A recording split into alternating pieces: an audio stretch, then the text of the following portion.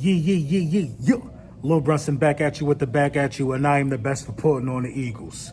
So, you know what I mean? First of all, I've been kind of out of the loop today. I am officially a 2 times girl dad.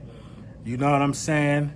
My daughter was born today. My second daughter, me and my wife, Mila Grace Brunson, was born today around 11 o'clock. So, you know how it go. You got to stay in the hospital for a couple of days, this, that, and the third. You got to stay masked up. But, you know, I got off to a bit of an early start. I got off to a bit of a bad start of the week. I'm gonna keep it 100. Got off to a bad start.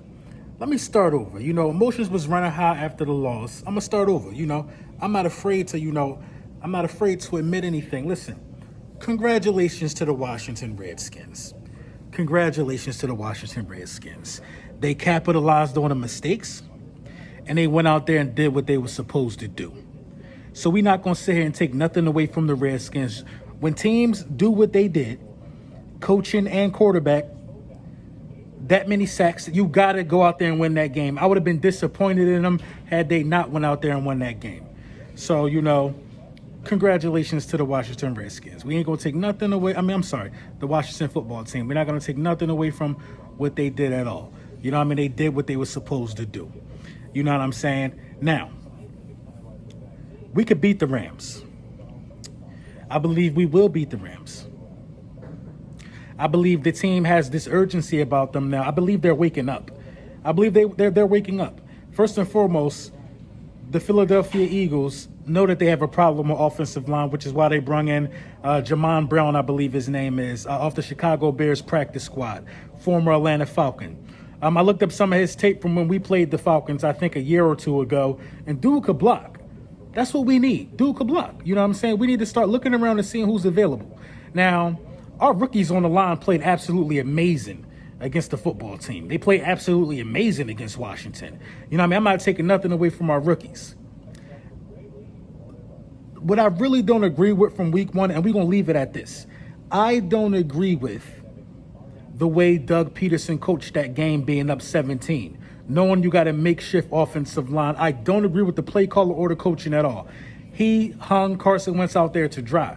You know what I'm saying? And he's partly responsible for the performance that we've seen from Carson Wentz, in my opinion.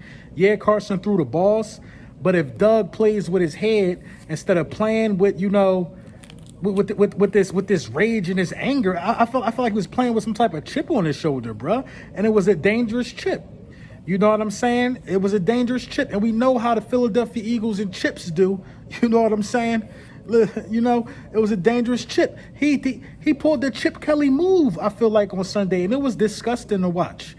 That can't happen, bruh. That can't happen. We're going to leave it at this because we got the Rams to focus on and ways we could beat the Rams and how we could beat the Rams. Listen, us blocking Aaron Donald is not something that we not used to doing. You know what I'm saying? The Philadelphia Eagles got to be creative in the way that they pick up these blitzes, the way that they block Aaron Donald. I'm talking about, dudes got to fall at the feet of defenders. They got to cut block these guys. They got to do a lot of stuff, bro.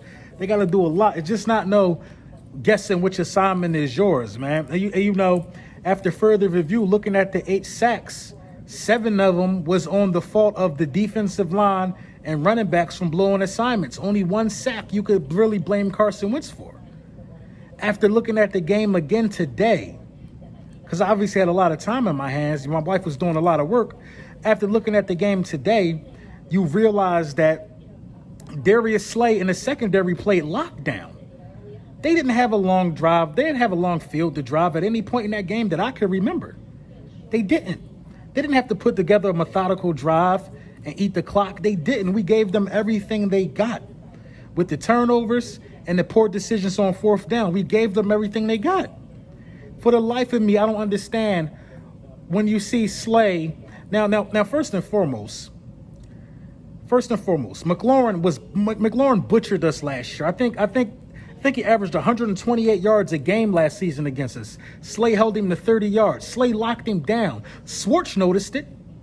So this is my thing. If you notice how good Slay in the secondary played, Avante almost had a pick 6. If you notice how good the secondary played in that game, Why wouldn't you get in Doug's ear and say, listen, coach, there's no need to go for it right here on this 4th and 4. We up 3. Let my defense get you the ball back in a better situation. It doesn't make sense to me. And you can't go in there and play around with guys like, you can't play around with Ron Rivera like that. Ron Rivera not a slouch. You can't play around with McVay like that. McVay not a slouch. You know what I'm saying? You can't play around with certain coaches like that in the NFL. You're going to get that L 9 times out of 10. And look at the coaches we play this year. We played Tomlin. You know what I'm saying? We played Tomlin this year. You know what I mean? We play Shanahan. You know what I mean? People might not be too high on him, but he's good. We play some decent coaches this year, bro. And we can't be out-coached like that, how we got out-coached. I think we thought too hard, and we got to calm it down, and we got to simmer it down for this week 2 matchup. Blocking is key. While receivers need to wake up and catch their ball and finish their routes, a lot of things need to happen. But, you know, the main point of this video was to update you guys on the new acquisition we got at guard and to just formally say congratulations to the Washington football team. It's so hard for me to try not to hate, but in all actuality, that was their Super Bowl. That was their Super Bowl. They'll come back down to reality and be nobody. It only lasts for a week for them. Like them and the Giants are used to losing. They're used to losing. So what I expected from them was this. I expected the Giants to be happy knowing that they played 24 hours later. The Giants knew they had no chance in hell of beating Pittsburgh. I expected it. I expected the happiness to only last a few minutes. You know what I mean? For the rest of the division. You know what I'm saying? But at the end of the day, like I said, I still firmly believe that our ceiling is the highest in the division. I feel like we seen from the other 2 teams what you're going to see for the most part of the season. And I feel like there's no way in the world that you could tell me we're going to be like that every game, especially knowing we started 2 rookies because Lane Johnson didn't play. Alshon Jeffrey ain't there. We had to start we had to give 2 rookie wide receivers ample time. You know what I mean? These other 2 guys were fully staffed, and they did that. We was fully staffed and did the same thing they did. And my logic for saying that the Philadelphia Eagles actually looked better, in my opinion, was simply because we was up 17-0. On God, on everything I love, being up 17-0, I can coach that team to a win in that situation. Because I'm making sure we go into the half 17 up. I'm not forcing no passes in that situation. I'm not. And if I do throw a pass in that situation, it's going to be a deep route, not something that gets picked off and automatically puts them in field goal position. I don't understand what Doug was looking for. I don't understand what he was thinking. You know what I'm saying? But at the end of the day, it is what it is. And I like us when our back's against the wall. Nobody giving us a chance against the Rams for some reason. Power rankings come out. We already back down to 22 or 21 or something like that. Just straight disrespect off of one game. The fan base is questioning if Carson Wentz is the guy off of one game. Dude seemingly ready to jump ship off of one game. Look at me. Off of one game, that's how we moving. No. I'm telling y'all, man, week 2 is going to show us a lot. I think we're going to see what the real team look like week 2, win, lose, or draw. No win is guaranteed, but we're going to see what the real team look like week 2.